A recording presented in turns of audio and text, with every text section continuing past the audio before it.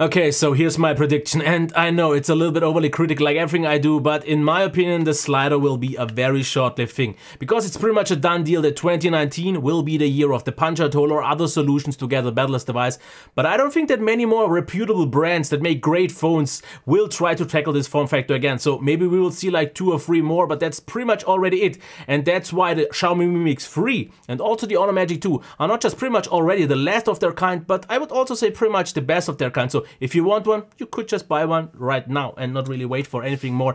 But I want to get to the fact that why I think the slider is not the greatest solution to get a battleless device. First of all, due to the slider mechanism, the phones will be thicker and they will pack therefore a smaller battery, and the phones with that kind of battery that they have right now are just heavier than most people like it, because I got so many complaints about on the Xiaomi Mi Mix 3 that it's just too heavy and too bulky. I don't really have an issue with the bulk, but therefore getting a smaller battery I don't think is the best solution, like for some reason or other things like that you will get a lot of dirt and kind of dust under that, and it could scratch up the display. Now I've also complained about the fact that I'm not quite so sure about how long the slider will hold up, and a lot of people have told me it holds like 300,000, 600,000 up, which is fine, but that was done under laboratory conditions as well.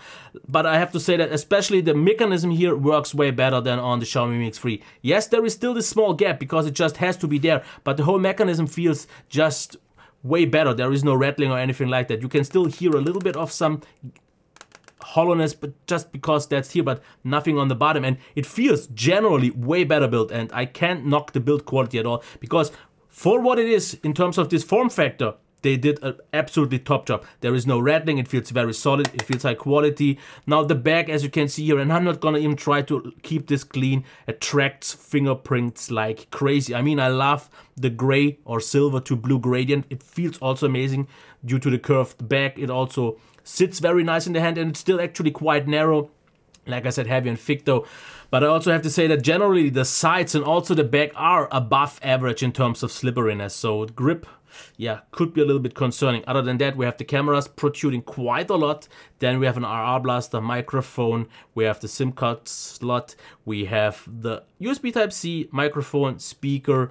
There is no notification LED, there is no notch though, which is quite a nice thing to see, as you can see here. So you don't need to hide it, which is good, it's fine.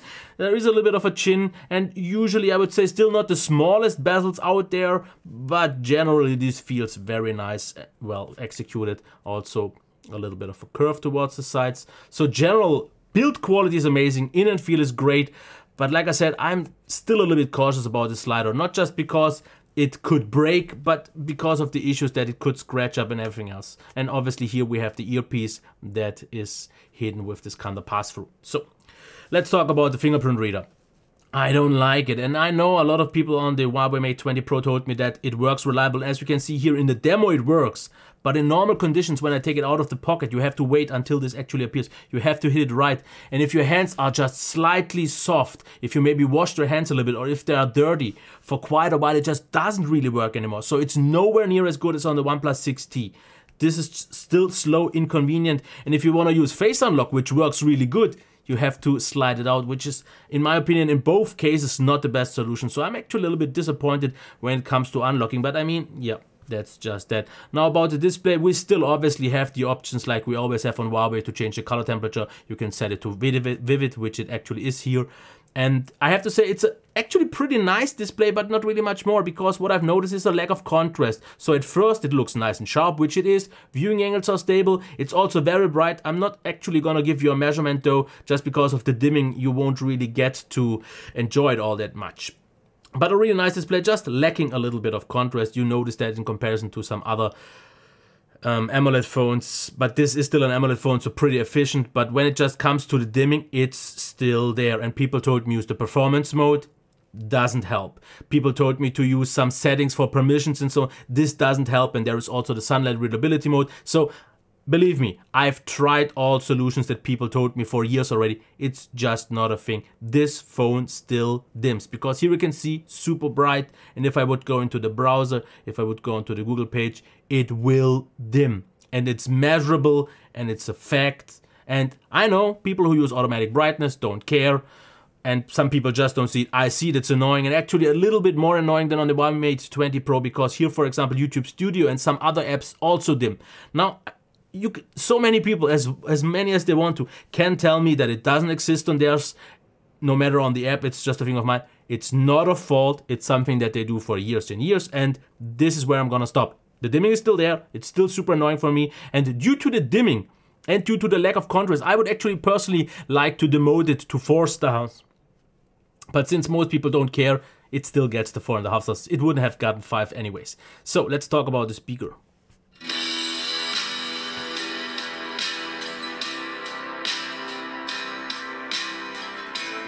I am not a fan of that speaker. I mean, it sounds quite okay. It could sound maybe a little bit fuller, richer, a little bit more high quality, but my main issue is not the position. I mean, if you use it for gaming, you will block it, but if you use it for watching videos like this, it can reflect, and it has to. But my issue is that it's just not loud enough. In normal situations, when I wanted to watch a YouTube video, it was just not quite as good as some other ones. And for example, the Mi Mix 3 didn't have a great speaker already, but this one is even lower in terms of volume, which is not that great. I mean, the Mix made up with that with a really good headphone jack that, just like here, is not included in the phone itself. You need a dongle, but I mean, it's Huawei and Honor typical audio quality of the headphone jack. It's quite weak, it's not quite powerful, so I mean, it drives a headphone, what people need, but you won't get a good experience if that's what you're looking for. Now about performance, just like I said on the Huawei Mate 20, not the Mate 20 Pro, this performs great. Now why did I mention that? Because this is also running just a 1080p display, which I think just runs a little bit better than, for example, the Mate 20 Pro with the 1440p display. It just runs so buttery smooth. What I have to mention though, because a few people really were having an issue with that, is that the scrolling, as you can see, is artificially limited. So if you want to scroll real fast, which you can do on pretty much any other phone, this is just not a thing here. I mean, it's not an issue for me, especially in the browser. I like the slightly slower scrolling, but therefore being super smooth. But if you want it just to be like stock Android would be, you just won't get it. But I absolutely love the performance. And like I said, for example, also in one of those reviews, I said it's not the snappiest phone if you launch apps and if you switch between. And people said that's still fast. And I agree. It is not as fast as the crazy fastest phones out there, but it doesn't mean that it's slow or anything like that, because it's still quite responsive. But there are just some phones that are a little bit more snappy. That's all I wanted to point out. Gaming was also fine. I mean, it gets warm and it will throttle at some point, but I don't think that's an issue. Now let's get to the battery. A full charge. I didn't actually measure it this time, but it should take about 1.5 hours, just like it did on the Mate 20 and Mate 20 Pro, which is a very great value, and especially the very first 30 minutes charge up real quick.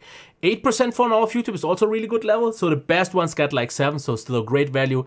And the battery life, I have to say, is very, very good. I would say roughly, like maybe like half an hour better than the Mi Mix 3, but maybe that depends on the users, but I try to keep it as consistent as always, so I would say 7.5 hours on mobile data, like maybe 9 to 10 hours on Wi-Fi, and it really depends on what you do with it, because I noticed the more YouTube you watch, especially due to on an AMOLED being so efficient, there you get way more. So if I would watch like YouTube all the time, I would get like 8 hours. If I wouldn't watch YouTube at all and I would mostly use the browser and multitask a lot, I would maybe see like 6.5 hours. But still, very great. And especially for some reason on Chinese phones, I get better standby rating than on international phones, which is something that I don't really get, even though we have actually a ton of bloat here, which is the one thing that I want to actually get right now into it. This is running EMUI, and this is a Chinese phone, and it supports all languages, which is good. But it seems to have, in my opinion, at least from what I remember, more bloat. And I actually uninstalled a lot of apps. But what, for example, happened for the first week, like every day I get constantly kind of pop-ups to try their apps and some markets and all the things. So it's very bloat heavy, and it's quite annoying, I have to say. But other than that, it's still EMUI. I mean, you get the drawer, you get knuckle gestures. For all those who don't know that, you can kind of make a screenshot like that if you double tap it. And I think the knuckle gestures are something very actually understated, but most people don't use it just because I guess people forget them. Then we have the quick settings, obviously adjustable. We have a theming engine. In my opinion, it's a very powerful, but you need sometimes an extra app, like for example, EMUI theme editor, or people actually recommended me something else where you can adjust even more so. So you can make it, for all those people who have an issue with the UI design, make it actually quite pretty. You also get, for example, full screen gestures that I don't personally like so much, so I stick with the buttons. Then we can rearrange. We have obviously split screen view. In the display, you can see eye comfort, text, style, resolution. Yeah, I don't know why they have this kind of HD plus mode, but yeah, it's still there. More display settings. We have an always on display that for some reason didn't show me notifications, but I guess that was just an issue because it did on the Huawei phones. Sounds, yeah, the typical stuff. Notifications, app permissions, digital balance. We have their health app that tracks your health and such. Accessibility, high touch one. So you get quite a lot. But it also does a few things that I don't like so much. Like for example, the dimming. Last time that I'm mentioning it, maybe in the conclusion later on. And then that it kills apps a little bit earlier in the background. Updates you actually get quite fast by now, and you get them for a decent amount of time. So yeah, you still either like the UI or you don't. I can't really change much about that. So let's get actually into the pictures. And the selfies look really nice, but I also have to say they look a little bit over sharpened. Here it's a little bit blurry, but that's normal from this distance. Here, this is an issue that I have with the front facing cam. I had more than ever of blurry shots, and I didn't really shake more with my hands, but for some reason, as you can see, and you will see this throughout this whole camera part, that for some reason I had more blurry pictures than ever before, and I don't know why. So once it gets it sharp, though, like I said, a little bit over sharpened, because as you can see here, a little bit of details are actually lacking, and it's sometimes overexposed, but the quality, especially here, for example, if you use AI mode, it actually improves. So I have to say, on this phone, AI mode works better than I actually ever get it credit for, because I always said it's pretty bad. But in this case, it actually got more subtle, and it's not that over the top anymore. And here, for example, yeah, the odd studio modes, that's still, in my opinion, with the black background, I mean, that just cuts off so unnaturally. I'm not a fan of that, as you can see, especially this green part here. I don't know. Like I said, once again, blurry. But here, in lower light, it gets too soft. There it just, yeah, lose out a little bit. What is weird here, for example, how much the display LED helps. One issue that I have, though, with the front-facing camera, that you can't always have or you can't choose if the flash is on or not, the display flash. It's either on auto and then it decides, or it's off. Why can't I use it on for every time I want to? But let's get into night mode. This is a normal shot, and this is with the night mode. And if you can maybe see, it actually gets quite noticeably more details. So for some reason, pictures actually get darker, which is a little bit odd. And sorry if I feel a little bit distracted, but my fan of my PC is running crazy again. But generally, actually, pictures get darker, but quality does improve, which is something actually that you see right now, because here in the grass, you don't really see much and it's very blurry. And in the night mode, here we actually see a lot more structure. So for some reason, unlike many other cams, night mode gets darker, but it actually improves the quality. So you could bump up the brightness later on. And here, for example, the same thing. So it gets sharper, and it gets more details, but it also gets darker for some reason. That's a little bit on the odd side. Other than that, here in the normal lighting situation, like I said, once again, blurry shots. I don't know why I got so many, and I didn't do it on purpose, believe me. Outside, now I know, not the best weather, but considering the bad weather, I have to give it credit for, but it's not a 5-star camera, because compared to the Mate 20 and Mate 20 Pro, it's just not quite there. There I noticed just a little bit more consistency, because especially in low light, the camera and the autofocus struggled quite a lot. And here's, for example, the zoom. This is the wide angle cam. No, wait, that is pretty much just the AI mode. This is AI mode. Once again. So this is the wide angle.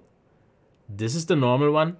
And this is the 2x zoom. And as you can see, none of those 3 pictures look the same in terms of colors and the white balance. As you can see, this looks, yeah, this looks noticeably colder, and this looks completely bright. So the consistency isn't here, and it's the same thing here, for example. This and this and this is just not the same. So it's not very consistent if you use the zoom. But other than that, camera is fine. Like I said, more blurry shots. And it's not quite as sharp and it's not quite as reliable. It's not quite as good as the really good ones out there, like for example, their brothers. But here, for example, as you can see, that night mode works really good because if you can check this photo, you get a lot more details and structure. So night mode, sometimes even just under not that great lighting conditions, can help. But it takes like 5 seconds to make the photo. So that's pretty much that. Let's get into video. And let me show you 4K 30. I mean, this video is still 1080p 60, but yeah, it doesn't matter. Now, low light video, yeah, that's a mess. I mean, that's pretty much unusable, I would say. Which it is on many cams out there, but particularly here because it gets very blurry. It gets kind of like motion blur and such. And also the front-facing cam, very grainy, kind of shaky, jittery, because the stabilization doesn't really quite know what to do.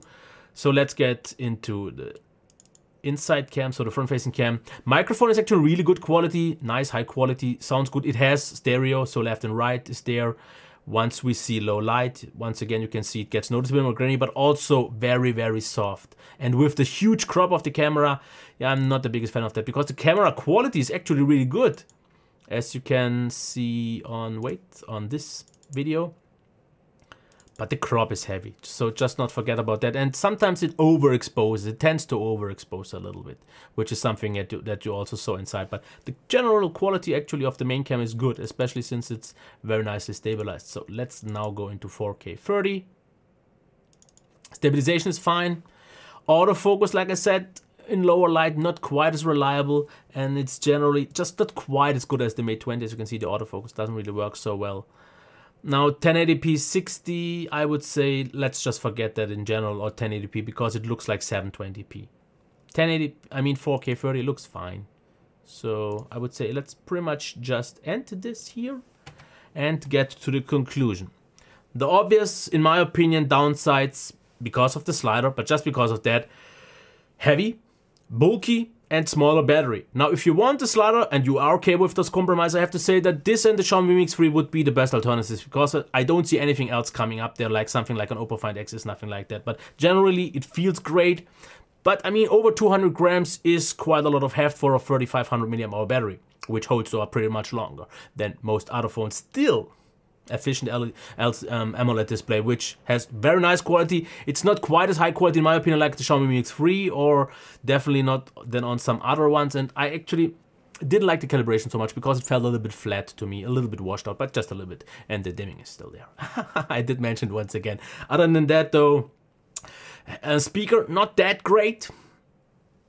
Headphone jack never was. Performance is absolutely top, super smooth. Maybe not the most responsive, most snappy phone, but super, super smooth and still very, very fast. So total flagship, absolutely. Battery life is absolutely great. Software, I mean, yeah, not really gonna say much more to that. And then we got a very good, but just almost quite great camera. Because if you want the better camera and you want MIUI, you need to go for the Huawei's, the Mates, the 20s. So at the moment, I think it's a little bit pricey because if you would ask me which slider should I get, the Xiaomi Mix 3 or this one, I would personally slightly prefer the Xiaomi Mix because the display was a little bit nicer, the speaker was a little bit nicer. I kind of like the faster responsiveness of the Snapdragon 845, not being maybe always quite that smooth. In terms of in-hand feel though, this one definitely wins because the Mix felt a little bit on the cheaper, more fragile side because it just had a little bit more of this kind of odd sound. The slider here, the execution has been done better. Software, I mean, EMUI and MIUI are both not the highest ones on people's list, but they are both kind of doing the same. I kind of am more okay with MIUI though. Cameras are actually very similar on both, so on the same level. A little bit different because this is more flexible with the zoom and the wide angle. I actually didn't even show wide angle video, which is actually also quite nice. Quality loses out because that only works in 1080p. Like for example, the zoom functionality in general doesn't work in 4K, but it's normal. But generally, high quality phone, doesn't really do much wrong. Yes, it has a few downsides, but most of those are just due to the slider. So if you don't care about that, you get a pretty nice phone actually. So let me just quickly check something because my brain is not that good. My short-term memory is bad, so let me get into a few things that I maybe forgot. So dimming, yeah, I'll mention it once again. DPI auto reverb. Every time you reboot, the DPI, if you have changed it in the back in the developer settings, changes back to 360, which it sometimes does on its own though, same like the Mate 20 for some reason. Then very slippery, I said that video playback is over sharpened, which is odd. If you watch a movie on this or a video on YouTube, it feels lower res, but then over sharpened, which is a little bit annoying because this display could look better, but for some reason it doesn't. That's one thing. Picture-in-picture back performance, I said it's on the Mate 20. If you're using the picture-in-picture mode of YouTube, so if you have YouTube Premium and so on, performance drops down to like half. It's very stuttery, not that great. ROM is multi-language, but it's not quite the same as the international versions because it seems to have more bloat and some other restrictions, but just smaller ones. Then display lacks a little bit contrast and the bad fingerprint reader, especially with moist and dirty fingers. That's that. Okay. Until next time, bye.